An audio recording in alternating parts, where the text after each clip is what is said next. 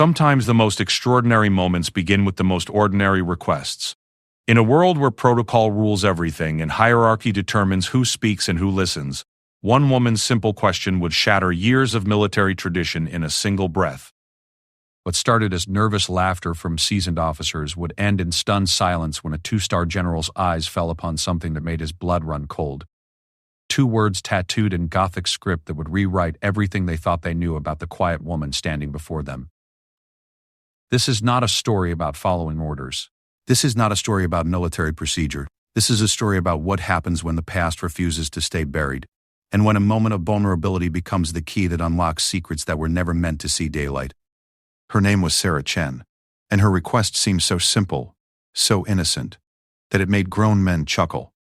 But General Morrison wasn't laughing when he saw those words etched into her skin. He wasn't laughing at all.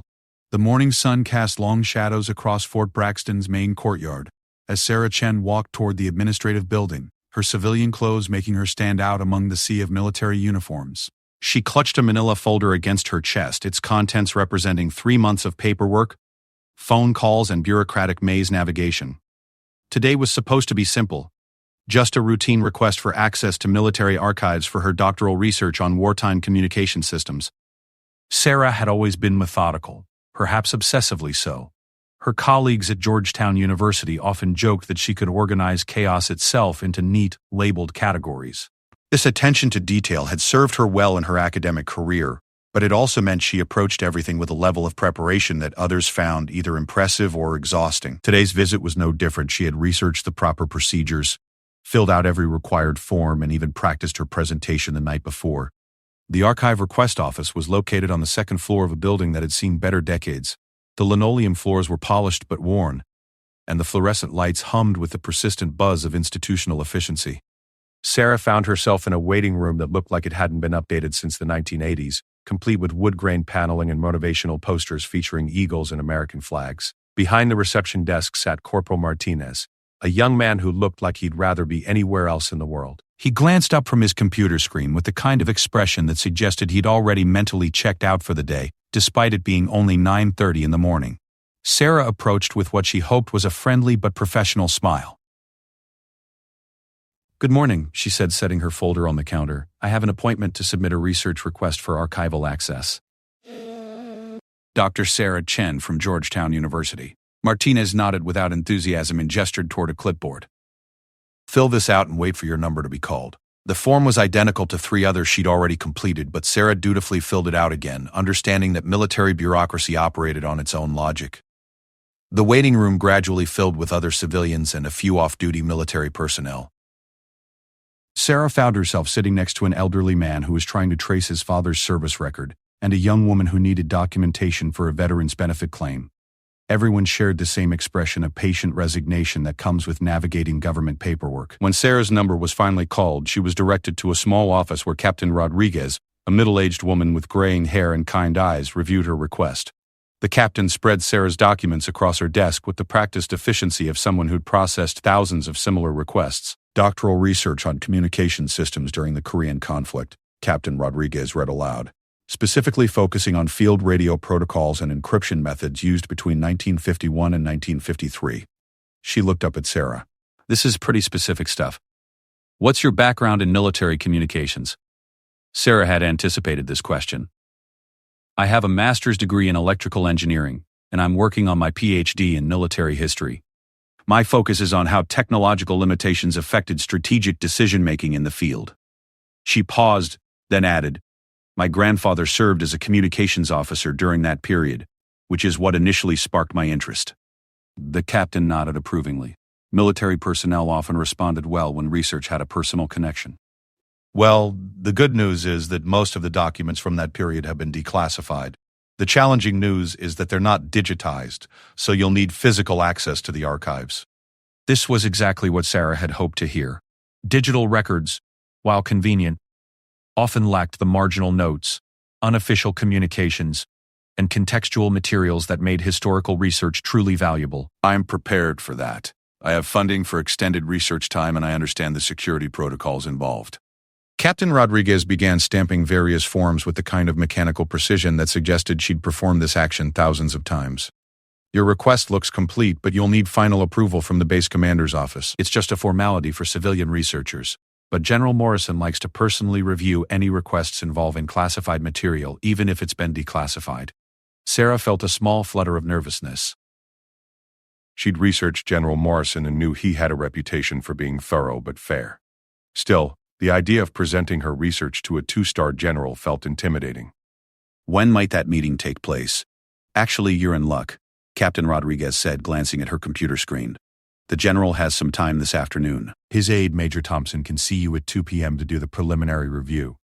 If everything looks good, you might even get to meet the general himself. The rest of Sarah's morning passed in a blur of nervous energy. She reviewed her materials repeatedly, checked her appearance in every reflective surface she passed, and second-guessed every aspect of her presentation. By the time she arrived at the command building at 1:45 p.m., her palms were slightly damp despite the cool October air. Major Thompson turned out to be a tall, lean man in his early 40s, with the kind of posture that suggested a lifetime of military training. His office was spartanly furnished but meticulously organized, with commendations and unit photos arranged in perfect symmetry on the walls. He gestured for Sarah to take a seat across from his desk. "Dr. Chen," he said, his voice carrying the crisp formality of military protocol. "I've reviewed your initial application and academic credentials. Your research proposal is interesting, though I have to ask, why this particular period and these specific communication protocols?" Sarah launched into her prepared explanation, discussing the technological challenges faced by UN forces in Korea, the improvised solutions developed in the field, and how these innovations influenced later military communication systems. Major Thompson listened attentively, occasionally asking technical questions that demonstrated his own understanding of military communications. "Your grandfather," Major Thompson said, consulting his notes. "Staff Sergeant James Chen, 25th Infantry Division. He was a radio operator with some specialized training." The major looked up with curiosity. Did he ever talk about his service? This was where Sarah's story became more personal and slightly more complicated. "Not much," he admitted. "He passed away when I was 12, but I remember him mentioning that he worked with some special units. He never provided details, but he kept some old radio equipment in his basement that he'd tinker with. That's actually what got me interested in electrical engineering." Major Thompson made a note on her file. "Well, your academic background certainly qualifies you for this kind of research. I think we can move forward with approval, but as I mentioned, General Morrison likes to meet civilian researchers personally, especially when they're requesting access to materials that were once classified." At that moment, there was a knock on the office door. Major Thompson called enter, and Sarah turned to see a woman in her 30s wearing civilian clothes. She had short blonde hair, athletic build, and carried herself with confidence that somehow seemed familiar to Sarah. "Major Thompson," the woman said, "I'm sorry to interrupt. I'm Jennifer Walsh from the Defense Historical Foundation. I have an appointment to discuss our upcoming symposium on Korean War communications." Sarah felt her world shift slightly. Jennifer Walsh was a name she recognized from academic papers and conference presentations. Walsh was considered one of the leading experts on military communication history, and Sarah had cited her work extensively in her own research. "Walsh," Sarah said, standing and extending her hand. "I'm Sarah Chen from Georgetown. I've read your work on signal intelligence during the Korean conflict. It's been incredibly valuable for my research." Jennifer's eyes lit up with recognition. "Sarah Chen, I remember your paper on improvised radio networks. You presented it at the Baltimore conference last spring, right?" She turned to Major Thompson. "Dr. Chen here is doing some of the most innovative work on field communication systems. Her approach to analyzing technical limitations as strategic factors is really groundbreaking." Major Thompson looked back and forth between the two women with what might have been amusement. "Well, this is convenient. Dr. Walsh, Dr. Chen is here requesting archival access for research that sounds very similar to your current projects." Jennifer nodded enthusiastically. "Actually, our foundation has been working with the military to digitize some of these records. Sarah, if your research gets approved, we might be able to collaborate. I've been looking for someone with your technical background to help analyze some of the more complex radio traffic we've uncovered."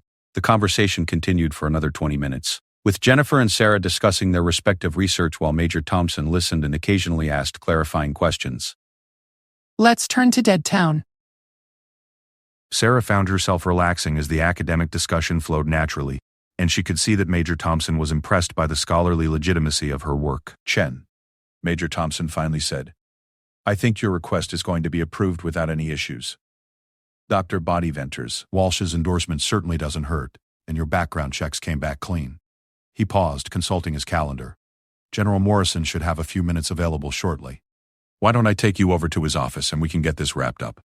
Sarah felt a surge of excitement mixed with nervousness. Everything was proceeding better than she'd hoped, but she still felt anxious about meeting the general. She gathered her materials while Major Thompson made a quick phone call to confirm the general's availability. As they walked down the hallway toward the general's office, Sarah noticed the walls were lined with photographs depicting the base's history. Images of military exercises, visiting dignitaries, and unit ceremonies created a visual timeline of decades of service. She found herself wondering if her grandfather had ever walked these same halls during his training before deployment to Korea. Major Thompson stopped at a door marked General Morrison, Base Commander, and knocked twice before opening it. General, I have Dr. Chen here for the archival access review. The general's office was larger than Major Thompson's but had the same austere efficiency. Behind a large wooden desk sat a man in his late 50s with silver hair and the kind of presence that filled a room without effort. General Morrison looked up from a stack of papers and gestured for them to enter. Dr. Chen, the general said, standing and extending his hand. I understand you're interested in Korean War communications. That's a period of military history that doesn't get nearly enough academic attention. Sarah shook the general's hand, noting his firm grip and direct gaze. Thank you for taking the time to meet with me, General. I know how busy you must be. Nonsense, General Morrison replied, returning to his seat and gesturing for Sarah to sit across from him. Academic research is important, especially when it helps us understand how past innovations inform current practices. He opened Sarah's file and began scanning the documents. I see you're focusing on field radio protocols and encryption methods. That's technical material, even by today's standards. Sarah launched into a condensed version of her research proposal, emphasizing the academic value and potential contemporary applications. General Morrison listened attentively, occasionally nodding or asking technical questions that demonstrated his own deep understanding of military communications. Your grandfather was a radio operator, the general noted, reading from her application. Staff Sergeant James Chen. The 25th Infantry Division had some interesting communication challenges during that conflict. He looked up at Sarah. Did he ever mention any of his specific assignments? This was the question Sarah had been dreading. Not because she didn't want to answer it, but because the answer was complicated. He didn't talk much about his service, she said carefully, but I know he received some specialized training and worked with different units throughout his deployment. General Morrison continued reading through her file, and Sarah noticed his expression subtly change. He turned a page, then another, reading more carefully. Something in the document seemed to have caught his attention, though Sarah couldn't imagine what. Her background check had been thorough, but unremarkable. Dr. Chen, the general said slowly, I notice here that you've requested access to some very specific archival materials. Signal intelligence reports, classified communication protocols, operational after-action reports. He looked up at her with a more intense expression. These aren't the kinds of materials typically needed for general academic research. Sarah felt her heart rate increase. She'd been careful to request only materials that had been declassified, and her academic advisor had reviewed her request list to ensure it was appropriate. I understand that some of the materials were once classified, General, but my research requires primary source documents to be credible. I'm particularly interested in how field modifications to standard protocols affected operational effectiveness. The general leaned back in his chair, studying Sarah with an expression she couldn't quite read. Tell me about your grandfather's specialized training, he said. What kind of units did he work with? Sarah felt like she was walking through a minefield. I honestly don't have many details, General. He passed away when I was young, and my family didn't keep extensive military records. She paused, then added, I do know that he continued working with radio equipment after the war, almost like it was a hobby. He had a workshop in his basement where he'd repair and modify old military radios. Something in General Morrison's expression shifted again. He opened a different folder on his desk and began comparing documents. Sarah couldn't see what he was reading, but his body language suggested he'd found something significant. Dr. Chen, the general said, his voice taking on a more formal tone. I'm going to ask you a very specific question, and I need you to answer it completely and honestly. He paused, fixing her with a direct stare. Have you ever heard the term Black Talon in connection with your grandfather's service? Sarah felt the world tilt slightly. She had heard that term exactly once, whispered by her grandmother during a family argument when Sarah was about 10 years old. Her grandmother had been angry about something, speaking in rapid Chinese to Sarah's father, and had mentioned Black Talon in English before catching herself and switching back to Chinese. When young Sarah had asked what it meant, both adults had quickly changed the subject and never mentioned it again. "I've heard the term," Sarah admitted, "but I don't know what it means. My grandmother mentioned it once when I was a child, but no one would explain it to me." General Morrison set down the papers he'd been reading and looked at Sarah with an expression that had completely transformed from polite interest to something much more serious. "Dr. Chen, I need to ask you to wait here for just a moment." "Don't touch anything on my desk and don't leave this office." He stood and walked quickly toward the door. "Major Thompson, please come in here immediately." Sarah sat frozen in her chair, her mind racing through everything that had just happened. One moment she'd been having a routine conversation about academic research, and suddenly she felt like she was in the middle of something much larger and more complicated than she'd ever imagined. Major Thompson entered the general's office with the quick, purposeful stride of someone accustomed to urgent summons. Sarah remained seated, her hands folded in her lap, trying to process what had just happened. The casual atmosphere of her research approval meeting had evaporated, replaced by something that felt much more serious and official. "Major," General Morrison said, his voice carrying a weight that hadn't been there moments before, "I need you to contact Colonel Stevens in Intelligence immediately. Tell him we need to discuss Operation Black Talon files, and I need those files pulled from secured storage within the hour." He paused, glancing at Sarah. "Also, I need you to verify the security status of this meeting room and ensure we won't be interrupted." Major Thompson's expression shifted as he processed these instructions. Sarah watched his face change from mild confusion to recognition to something that looked like concern. Something that looked like concern. "Sir, are you referring to the Korean War Black Talon files? Those are still under restricted access protocols." "I'm aware of the classification level, Major," the general replied. "This is a matter of immediate importance." He handed Major Thompson a folder. Dr. Chen's grandfather was Staff Sergeant James Chen, and according to these service records, he was assigned to Special Operations Communications during his deployment. I need to verify some details before we proceed. Sarah felt like she was watching a movie where she understood only half the dialogue. "General Morrison," she said, her voice sounding smaller than she intended. "I'm not sure I understand what's happening. Is there a problem with my research request?" General Morrison turned back to her, and Sarah could see him making a conscious effort to soften his expression. "Dr. Chen, I need you to understand that what I'm about to tell you is sensitive information. Your grandfather's military service involved assignments that are still considered classified even after all these years." The words hit Sarah like a physical blow. Everything she thought she knew about her grandfather's military service had been based on family stories and general knowledge about his unit's deployment. The idea that he had been involved in classified operations had never occurred to her, though it would explain his reluctance to discuss his service and his continued fascination with radio equipment after the war. "I don't understand," Sarah said. "His discharge papers just list him as a communications specialist with the 25th Infantry Division. There's nothing about special operations or classified assignments." Major Thompson returned from making his phone calls carrying a different folder marked with red security tape. "Colonel Stevens is pulling the Black Talon files now. He'll be here in 30 minutes with the materials and a security officer." He paused, looking between the general and Sarah. "Sir, should Dr. Chen be present for this briefing?" General Morrison considered this question for what felt like a very long time. Sarah found herself holding her breath, wondering if she was about to be escorted out of the building and told that her research request had been denied for reasons that couldn't be explained. "Dr. Astix, Chen," the general said finally, "what I'm about to tell you may change how you think about your grandfather and his military service. Some of this information has never been shared with family members, and there were good reasons for that level of secrecy." He paused, studying her face. "Are you prepared to learn things that might be difficult to hear?" Sarah felt her mouth go dry.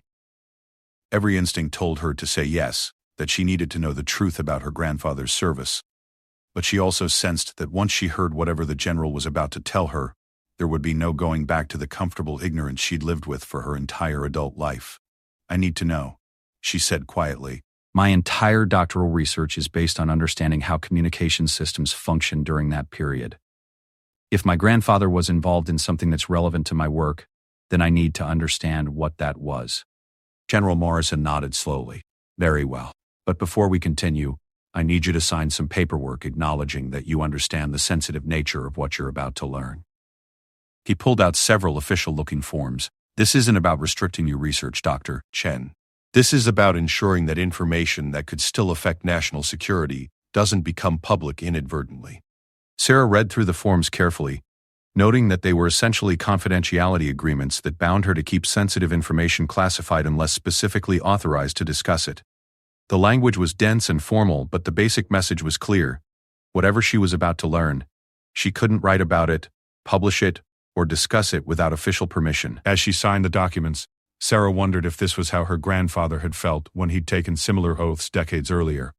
Had he understood the weight of the secrets he would carry? Had he ever regretted his decision to accept assignments that would separate him from his family in ways that went far beyond physical distance?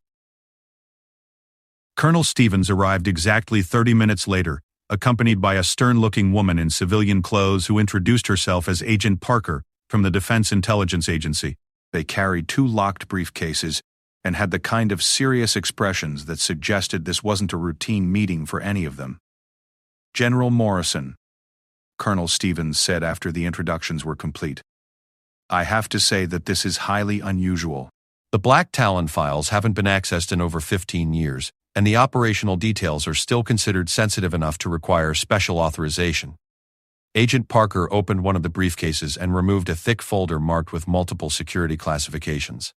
"Dr. Chen," she said, her tone professional but not unkind, "before we begin, I need to verify your security clearance status and ensure that you understand the legal implications of what you're about to learn." Sarah went through another round of identity verification and paperwork, feeling more like she was applying for a job with the CIA than pursuing academic research. Finally, Agent Parker seemed satisfied with the documentation and opened the folder containing her grandfather's service records. Staff Sergeant James Chen. Agent Parker began reading from the file. Was recruited for Operation Black Talon in September 1951 after demonstrating exceptional skills in radio operation and signal interception. Black Talon was a classified program that used specially trained communications specialists to coordinate with intelligence operatives behind enemy lines. Sarah felt her understanding of her grandfather's service shatter and reform. The quiet man who had taught her to solder radio components and explained basic electrical principles had been involved in espionage operations during one of the most dangerous phases of the Korean War. The operation involved establishing secure communication networks for intelligence gathering and coordination of special operations. Colonel Stevens continued. Personnel assigned to Black Talon received extensive training in encryption, signal interception, and emergency communication protocols that went far beyond standard military radio operation. General Morrison leaned forward. "Dr. Chen, your research proposal specifically requests access to classified communication protocols and signal intelligence reports from exactly the time period when your grandfather was assigned to Black Talon." That's not a coincidence that we can ignore. Sarah's mind was racing, trying to process implications she was only beginning to understand. "Are you suggesting that I somehow knew about my grandfather's classified assignments? Because I can assure you that I had no idea about any of this until 5 minutes ago." Agent Parker consulted another document from the file. "Dr. Chen, according to these records, your grandfather maintained his security clearance after the war and continued to receive periodic briefings on communication security issues until 1987. He also maintained contact with other Black Talon veterans and attended annual reunions that were, themselves, classified events." This revelation hit Sarah like another physical blow. Her grandfather hadn't just carried secrets from his wartime service. He had continued to be involved with classified activities for decades after the war ended. The radio equipment in his basement, his detailed knowledge of communication systems, his reluctance to discuss his military service.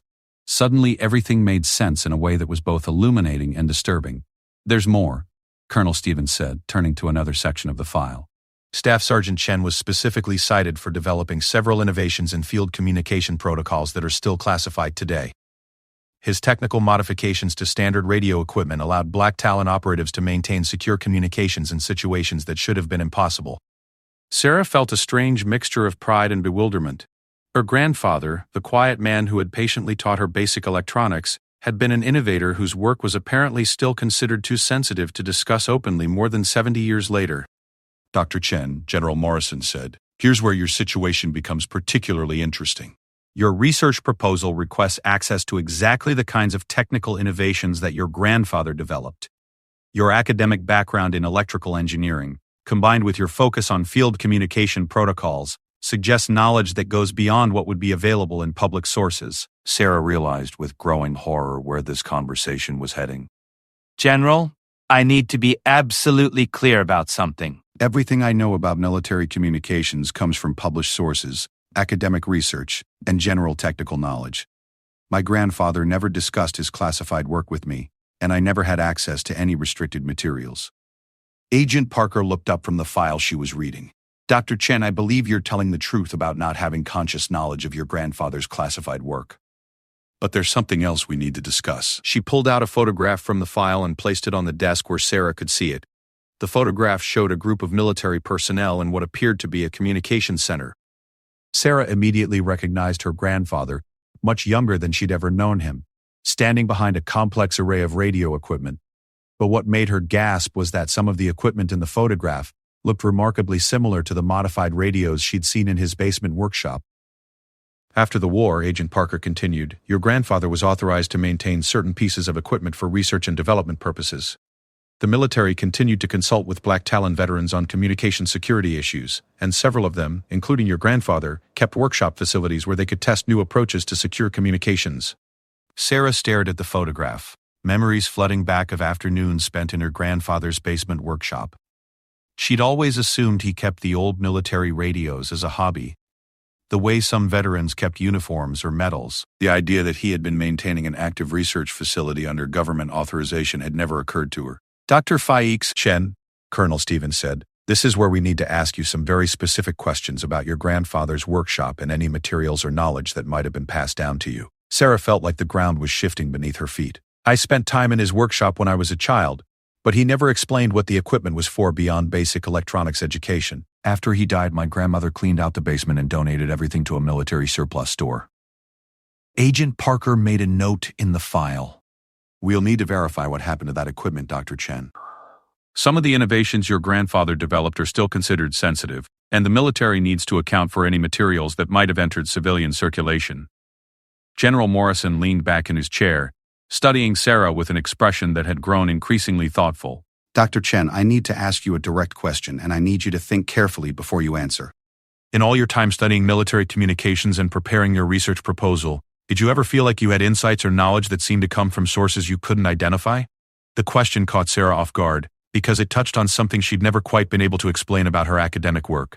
Her professors had often commented on her intuitive understanding of field communication challenges, her ability to identify problems and solutions that weren't obvious from the technical documentation alone. She'd always attributed this to her electrical engineering background and her general interest in problem solving. I've always seemed to understand field communication systems better than my academic background would suggest, Sarah admitted slowly. But I assumed that was because of the time I spent with my grandfather learning basic electronics and radio principles. Colonel Stevens exchanged a look with Agent Parker that Sarah couldn't interpret. Dr. Chen, it's possible that your grandfather shared more technical knowledge with you than either of you realized at the time. Young children often absorb information that they don't fully understand until much later. This possibility had never occurred to Sarah, but as she thought about it, she realized it might explain some things about her research approach that had always puzzled her advisors. Her ability to identify practical solutions to theoretical problems, her understanding of how technical limitations affected operational decisions, her intuitive grasp of the relationship between equipment capabilities and tactical requirements. What does this mean for my research? Sarah asked. Am I going to be able to continue my doctoral work, or have I inadvertently stumbled into something that's going to make that impossible? General Morrison considered this question for a long moment. Dr. Chen, what I'm about to propose is highly unusual, but your situation is also highly unusual. He paused, gathering his thoughts. Instead of granting you civilian access to declassified materials, I'm going to recommend that you be considered for a security clearance that would allow you to access some of the still classified Black Talon materials. Sarah felt her world shift again. A security clearance? General, I'm just a doctoral student doing academic research. Dr. Chen, Agent Parker interjected. You're a doctoral student whose grandfather developed communication innovations that are still classified today, who has demonstrated an intuitive understanding of classified communication protocols, and who is requesting access to materials that would normally require special authorization. She paused. Your situation is far from typical. Colonel Stevens opened the second briefcase and removed another folder. There's one more thing you need to see, Dr. Chen. This is a letter that your grandfather wrote, to be opened only if someone in his family ever requested access to Black Talon materials. Sarah stared at the sealed envelope that Colonel Stevens placed on the desk. Her name was written on it in her grandfather's careful handwriting, along with instructions that it should only be opened if Sarah pursues military communication research requiring classified access. The sight of her name in her grandfather's handwriting on a letter written decades before she'd even begun her doctoral studies made Sarah feel like she was living in someone else's life. How had he known that she would eventually pursue exactly this kind of research? How had he predicted that her academic interests would lead her to request access to materials related to his classified service? Dr. Prodepsis. Chen. General Morrison said gently, "You don't have to decide anything right now. But I think you should read your grandfather's letter before you make any decisions about how to proceed with your research." Sarah stared at the envelope bearing her name in her grandfather's distinctive handwriting, feeling as though the past 30 years of her life had been leading to this moment. The letter felt substantial in her hands, more than a single page, and she could feel the weight of decisions that had been made decades before she was born. "Take your time," General Morrison said, his voice gentler than it had been throughout the meeting. "Whatever your grandfather wrote, it's been waiting for you for a very long time." Sarah carefully opened the envelope, noting that it had been sealed with old-fashioned wax that bore the impression of her grandfather's military signet ring. Inside were 3 pages of text written in the same careful handwriting she remembered from birthday cards and homework help sessions. But the content was unlike anything her grandfather had ever shared with her while he was alive. "My dear Sarah," the letter began, and she could almost hear his voice speaking the words. "If you are reading this, it means you have followed your curiosity about communication systems to a place that intersects with my military service. I have always hoped that your brilliant mind would find its way to important work, though I confess I worried that it might lead you toward the secrets I was sworn to protect." Sarah paused, looking up at the officials watching her read. He knew I was going to end up here somehow, but how could he have predicted this when I was just a child? Agent Parker leaned forward slightly. "Your grandfather was an exceptionally intelligent man, Dr. Chen. The innovations he developed during Black Talon required him to think several steps ahead of current technology and anticipate future developments. It's possible he saw patterns in your interests and abilities that suggested where your academic career might lead." Sarah returned to the letter. "I need you to know that every moment we spent together in my workshop was carefully planned, not to deceive you, but to prepare you for possibilities I hoped would never arise. The radio equipment I showed you, the principles I taught you, the problems I asked you to solve, all of these were designed to give you the foundational knowledge that would allow you to understand more complex systems if the need ever arose."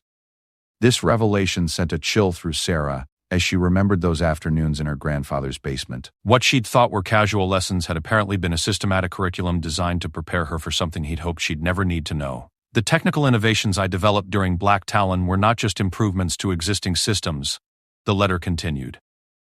"They represented fundamental breakthroughs in how secure communications could be maintained under extreme conditions. Some of these breakthroughs came from understanding that traditional approaches to encryption and signal security were insufficient for the challenges we faced in Korea." Sarah looked up again. "He's describing technical details that sound like they're still classified. Should I be reading this in front of everyone?" Colonel Stevens nodded. "The letter was written with the understanding that it would only be opened in the presence of authorized personnel. Your grandfather had clearance to discuss these matters under specific circumstances." Sarah continued reading, and the next section made her stomach tighten. "Sarah, the equipment in my workshop was not retired military hardware. It was active research equipment that I maintained under government contract until my death. The modifications you helped me test were not hobby projects. They were developments that continued to inform military communication security into the 1980s. The implications hit Sarah like a wave. Every time she'd helped her grandfather adjust circuits or test signal strength, she'd been participating in classified research without knowing it. The knowledge she'd gained hadn't come from textbooks or classroom instruction. It had come from hands-on experience with cutting-edge military technology." "Chen," General Morrison said, noting her expression, "your grandfather was authorized to use family members as research assistants under specific security protocols. You were never at risk, and you were never exposed to information that could have compromised national security. But you did receive training that went far beyond what most civilians would ever have access to." Sarah turned to the final page of the letter where her grandfather's tone became more personal. "If you are reading this, it means you have reached a point where your academic work requires knowledge that intersects with my classified service. I want you to know that I am proud of the scholar you have become. and I believe you have the intelligence and integrity to handle responsibilities that go beyond typical academic research." The letter continued with specific technical details that Sarah realized were providing context for her current research in ways she'd never imagined. Her grandfather described communication challenges that matched exactly the problems she'd been trying to solve through her doctoral work, and he provided insights that suddenly made several puzzling aspects of her research fall into place. However, the letter continued, "I need you to understand that accepting access to classified materials will change your relationship with your academic work. You will have knowledge that you cannot publish, insights that you cannot share, and responsibilities that extend far beyond your university career. This is not a decision to make lightly." Sarah set the letter down and looked around the room at the officials who had been watching her read. "My grandfather is asking me to make a choice between continuing my research as a civilian academic or accepting responsibilities that would essentially make me part of the military intelligence community." Agent Parker nodded. "That's an accurate assessment, Dr. Chen. If you choose to pursue security clearance for access to classified materials, you would be subject to ongoing security requirements and restrictions that would affect how you conduct research for the rest of your career."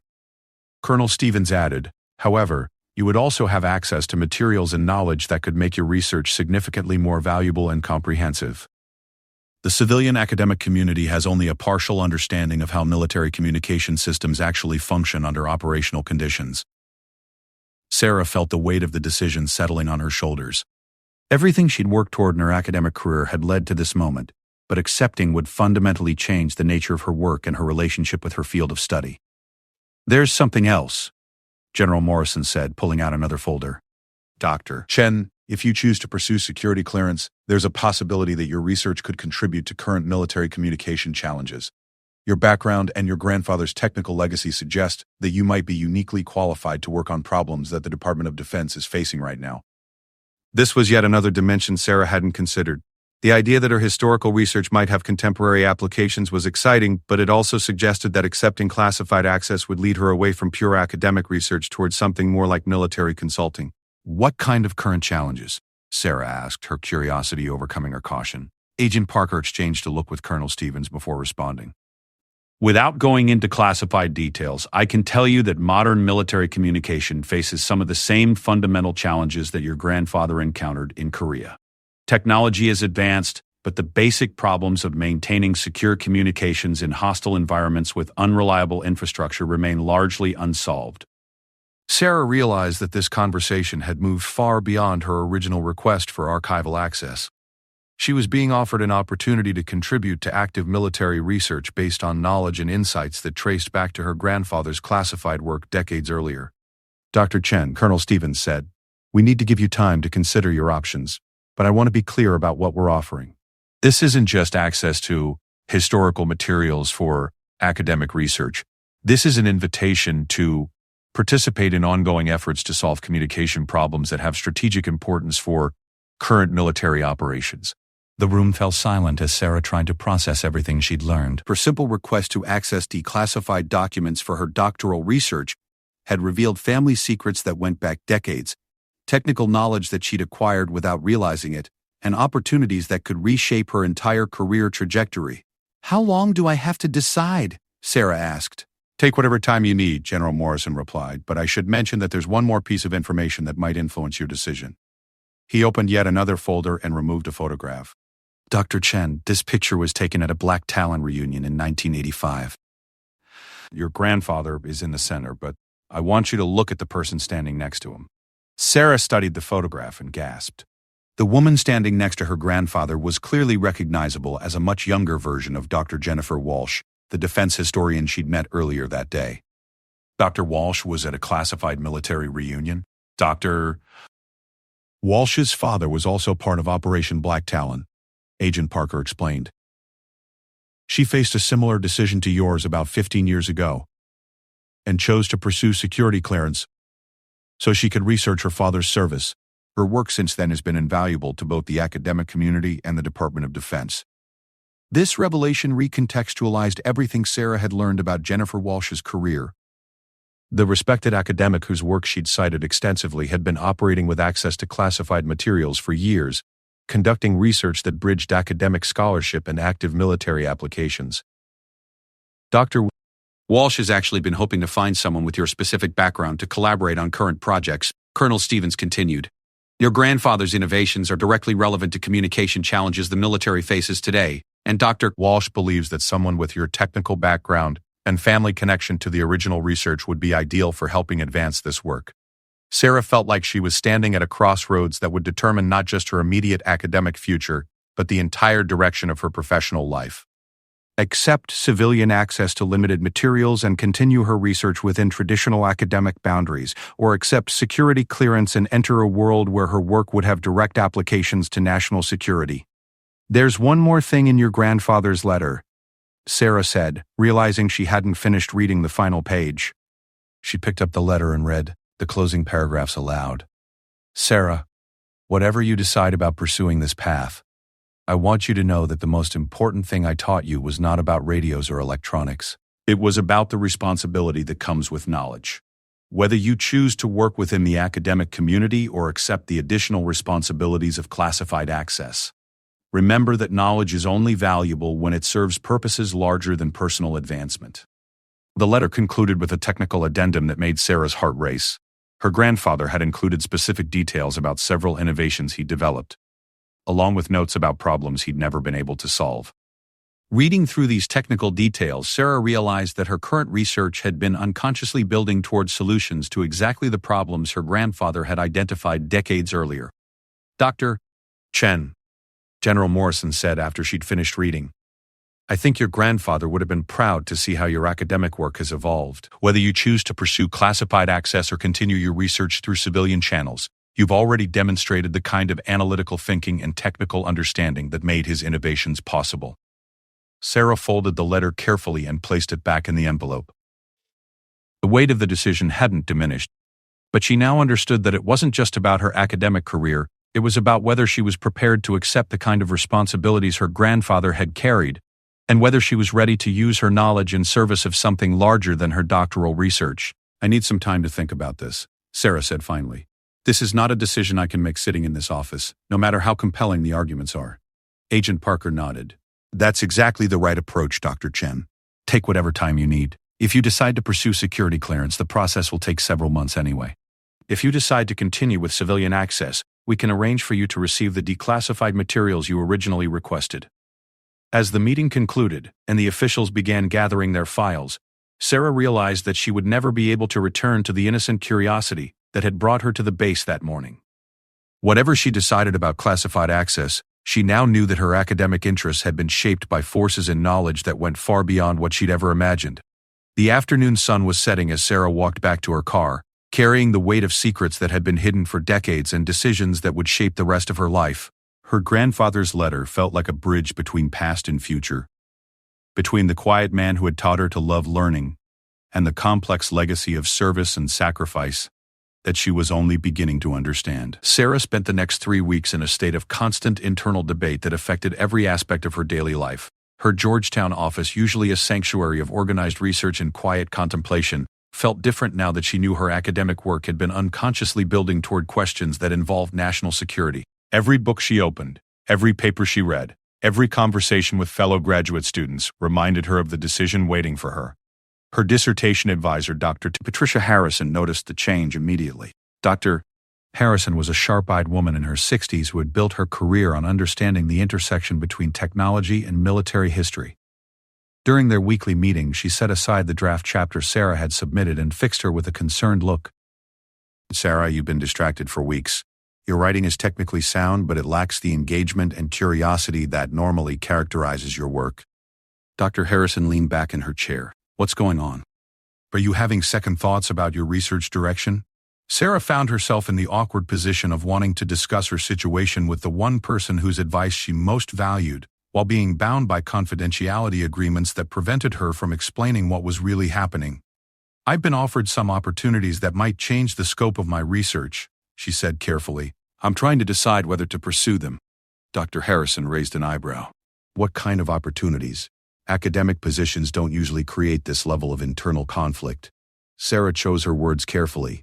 There's a possibility that I could gain access to research materials that would make my work more comprehensive, but it would also mean accepting restrictions on how I could publish or discuss my findings. This explanation seemed to clarify something for Dr. Harrison. Sarah, are you talking about classified materials? Because if you are, that's a conversation we need to have very carefully.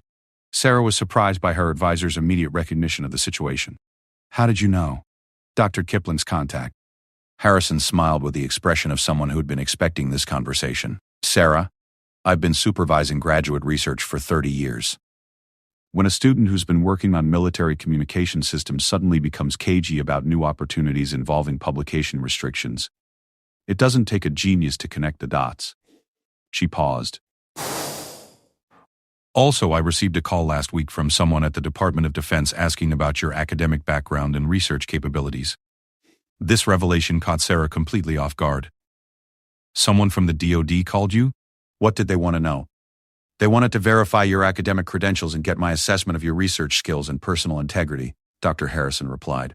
It was all very professional and above board, but it was clearly a background check of some kind. She studied Sarah's expression. So yes, I've been expecting you to tell me that you've been offered access to classified materials. Sarah felt a mixture of relief and anxiety at being able to discuss her situation with someone who understood the academic implications. Dr. Harrison, if you were in my position, what would you do? Dr. Harrison considered the question for a long moment. Sarah, that depends on what you hope to accomplish with your career. If your goal is to remain in traditional academic circles publishing papers and teaching at universities, then accepting classified access would limit your options significantly. But if you're interested in research that has real-world applications and contributes to solving current problems, then classified access might open doors that would otherwise remain closed. This distinction helped Sarah clarify her own thinking. She'd entered graduate school with the assumption that she would follow a traditional academic path, but her research had increasingly drawn her toward practical applications rather than purely theoretical analysis. The possibility of working on problems that had immediate relevance to military operations was actually more appealing than she'd initially admitted to herself. There's something else to consider, Dr. Harrison continued. Your research on field communication systems has already attracted attention from people who understand the practical implications of your work. Whether you accept classified access or not, your career is probably going to involve more interaction with the defense community than most academics experience. That evening, Sarah called her parents for the first time since her visit to Fort Braxton. She'd been avoiding family conversations because she wasn't sure how to discuss her grandfather's classified service without violating her confidentiality agreements, but she needed to understand more about her family history before making her decision. Mom, Sarah said after exchanging pleasantries, I've been thinking about Grandpa lately, particularly about his military service. Did he ever talk to you about what he did in Korea? Her mother, Linda Chen, was quiet for a moment. Not really, honey. He was always very private about his military experience. Why do you ask? Sarah decided to probe gently. I'm doing research on military communications during that period, and I've learned that some service members had assignments that were never discussed openly. I wondered if Grandpa might have been involved in anything like that. Another pause, longer this time. Sarah, there were things about your grandfather's military service that he never shared, even with family. Your grandmother always said he carried secrets that weren't his to tell. Linda's voice took on a more serious tone. Is this related to your doctoral research? Sarah felt like she was walking through a minefield of family secrets and official restrictions. It might be. Mom, I'm trying to understand whether Grandpa's knowledge of radio systems went beyond what most veterans would have learned. Honey, your grandfather continued to work on radio equipment for the government after the war, Linda said. He never talked about it directly, but he received mail from military offices and attended meetings that he described as veteran reunions. Your grandmother always suspected there was more to it than social gatherings. This conversation confirmed what Sarah had learned from her grandfather's letter, but it also revealed that the family had been aware of the secrecy surrounding his post-war activities. Her mother's matter-of-fact tone suggested that military secrets were simply an accepted part of their family history. Mom, if I told you that Grandpa's military service involved classified work that might be relevant to my research, would that surprise you? Linda laughed softly. Sarah, nothing about your grandfather's government work would surprise me. He was one of the smartest men I ever knew, and he had a way of solving problems that other people couldn't even understand. If the military wanted his help with something complicated in secret, that would make perfect sense. After ending the call with her parents, Sarah spent hours walking around her Georgetown neighborhood, trying to organize her thoughts and feelings about the decision she faced. The tree-lined streets and historic architecture usually helped her think clearly, but tonight every familiar sight reminded her that accepting classified access would change her relationship with the academic world she'd always called home. The next morning brought a phone call that surprised her. Dr. Jennifer Walsh was calling to invite Sarah for coffee to discuss what she diplomatically referred to as mutual research interests. They agreed to meet at a quiet cafe near the Georgetown campus that afternoon. Dr. Walsh arrived first and had already claimed a corner table that would allow for private conversation. She greeted Sarah with the same professional warmth she'd shown at Fort Braxton, but there was an underlying seriousness to her demeanor that suggested this wasn't a purely social meeting. "Sarah," Jennifer began after they'd ordered coffee, "I hope you don't mind that I asked to meet with you. I suspect you've been dealing with some significant decisions lately, and I thought it might be helpful to talk with someone who's faced similar choices." Sarah felt relief at being able to discuss her situation with someone who understood both the academic and classified aspects of the decision. "Dr. Walsh, I have to admit that learning about your father's connection to Black Talon and your own security clearance has been one of the most surprising aspects of this whole experience."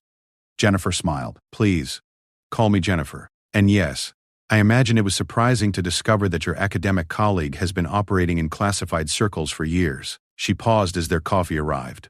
"Sarah, when I was offered security clearance 15 years ago, I went through exactly the same internal debate you're probably experiencing right now. This was exactly the perspective Sarah needed to hear." "What made you decide to accept classified access, and do you ever regret that decision?" Jennifer considered the question carefully. "I decided to pursue clearance because I realized that my research could only be complete with access to the full scope of historical materials. Working with declassified documents alone meant that I was essentially studying half the story." She paused, sipping her coffee. "As for regrets, there are definitely restrictions and complications that come with classified access, but the work I've been able to do has been far more meaningful than anything I could have accomplished within civilian academic boundaries." Sarah leaned forward. "Can you give me a sense of what those restrictions and complications look like in practical terms?" The biggest challenge is that you have to become very careful about what you publish and how you discuss your work," Jennifer explained. "Everything I write goes through security review, and there are insights and analyses that I can never share publicly, even when they would strengthen my academic arguments." She paused. "But on the positive side, I've been able to contribute to research that has direct applications to current military communication challenges, and I've had access to materials and expertise that most academics never even know exist." This balanced perspective helped Sarah understand that accepting classified access wouldn't end her academic career, but would fundamentally change its character. "Jennifer, can I ask you about the collaboration that Colonel Stevens mentioned?" "What would that involve?" Jennifer's expression became more animated. "Sarah, your technical background and your grandfather's legacy make you uniquely qualified to work on problems that have been puzzling military communication specialists for years." She lowered her voice slightly. "Without going into classified details, I can tell you that some of the innovations your grandfather developed are directly relevant to communication challenges the military faces in current conflict zones." The idea that her grandfather's work from the 1950s remained relevant to contemporary military operations was both exciting and sobering. Sarah realized that accepting classified access would connect her not just to historical research, but to ongoing efforts to solve real-world problems that affected current military personnel. "Sarah," Jennifer continued, "I want to be completely honest with you about something. The reason I was at Fort Braxton that day wasn't coincidental. I've been asked to evaluate whether your research proposal indicated knowledge or insights that went beyond what would be available through public sources." This revelation added another layer to Sarah's understanding of how her academic work had attracted official attention. "So you were essentially conducting a background assessment during our conversation?" "In part, yes," Jennifer admitted. "But I was also genuinely excited to meet the person whose research had been building towards solutions to problems I'd been working on for years." She paused. Sarah, your academic work suggests an intuitive understanding of field communication challenges that most scholars never develop. Whether you choose classified access or not, your research is going to contribute to important advances in this field." As their conversation continued, Sarah began to understand that her decision involved more than just personal career choices. Her research, her family background, and her technical skills had positioned her to contribute to work that had implications for national security and military effectiveness. The responsibility felt overwhelming, but it was also exactly the kind of meaningful application of knowledge that had drawn her to academic research in the first place. Jennifer, Sarah said finally, if I decide to pursue security clearance, what would be the first steps? Jennifer smiled encouragingly. The first step would be completing the security clearance application, which is extensive and time-consuming. Then there would be a background investigation that could take several months. During that time, you could continue your regular academic work while preparing for the additional responsibilities that come with classified access. This timeline gave Sarah some comfort that she wouldn't have to immediately transform her entire academic life. The security clearance process would provide a transition period during which she could complete her current doctoral research while preparing for the possibility of classified work. Sarah, Jennifer said as they prepared to leave the cafe, whatever you decide, I want you to know that your research has already made important contributions to this field. You're asking the right questions and developing analytical approaches that advance our understanding of military communication systems. The decision about classified access is about how you want to apply those skills, not whether your work is valuable. Walking back to her office after the meeting, Sarah felt like the decision was beginning to clarify itself. Her research interests, her technical background, her family legacy, and her personal values were all pointing toward accepting the responsibilities that came with classified access. The question was no longer whether to accept, but whether she was prepared for the changes it would bring to her life. That evening, Sarah sat in her apartment reviewing her grandfather's letter one more time. His words about responsibility and service resonated differently now that she understood the full context of his military career and the continuing relevance of his technical innovations. She realized that accepting classified access would not just advance her own career, it would continue work that her grandfather had begun decades earlier and that remained unfinished. For the first time since leaving Fort Braxton 3 weeks earlier, Sarah felt ready to make her decision. Sarah returned to Fort Braxton on a crisp November morning, exactly 6 weeks after her initial visit, that had changed everything. This time, she carried not just her research materials, but signed security clearance applications, completed background investigation forms, and a sense of purpose that felt both exciting and sobering. The same administrative building that had seemed routine during her first visit now felt like the threshold to a completely different kind of professional life. General Morrison greeted her in his office with the same direct warmth she remembered, but this time there was an underlying sense of satisfaction in his demeanor, as though he'd been hoping she would make exactly the decision she'd reached. Dr. Chen, I'm pleased that you've decided to pursue this path. Your background investigation has been completed, and I'm happy to tell you that your security clearance has been approved. The speed of the clearance process surprised Sarah. General, I was told that security clearances typically take several months to complete. Under normal circumstances, yes, General Morrison replied, but your situation was expedited because of the relevance of your grandfather's service and the immediate applications for your research. He paused, opening a folder on his desk. Dr. Chen, there are some things about your grandfather's work that we couldn't discuss until your clearance was finalized. Agent Parker and Colonel Stevens entered the office carrying the same secure briefcases they'd brought during Sarah's first meeting. But this time, their expressions carried an excitement that suggested they were finally able to share information they'd been holding back. Dr. Chen, Agent Parker began, now that you have appropriate clearance, we can tell you that your grandfather's innovations weren't just historically significant. They're actively being used in current military operations. She opened one of the briefcases and removed a piece of equipment that made Sarah's breath catch in her throat. The device looked remarkably similar to the modified radio equipment she remembered from her grandfather's basement workshop, but with obvious modern updates and improvements. The basic design principles, the arrangement of components, and the distinctive modifications to standard radio architecture were unmistakably connected to her grandfather's work. This is a current-generation secure communication device that incorporates design principles your grandfather developed in the 1950s, Colonel Stevens explained. The fundamental innovations he created for Operation Black Talon have been continuously refined and updated, but the core concepts remain unchanged.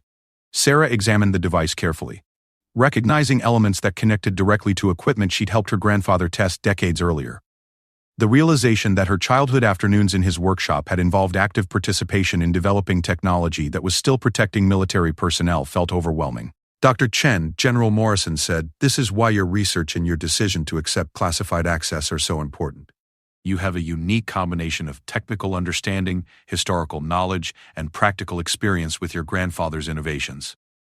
That combination makes you ideally suited to help us solve some current challenges that have been puzzling our communication specialists. Agent Parker removed another item from the briefcase, this one clearly a problem rather than a solution. We've been encountering communication failures in certain operational environments that seem to be caused by the same types of challenges your grandfather faced in Korea. Our current equipment works well under ideal conditions but fails when field conditions match the hostile environments that Black Talon operatives encountered. The technical details Agent Parker shared reminded Sarah of problems her grandfather had described in his letter, and suddenly she understood why her research proposal had attracted so much attention. Her academic work had been building towards solutions to problems that were affecting current military operations. What would my role be? Sarah asked. I'm still completing my doctoral research and I don't have practical experience with current military communication systems. Colonel Stevens smiled. Dr. Chen, your role would be exactly what you've been doing all along, conducting research and developing solutions to communication challenges.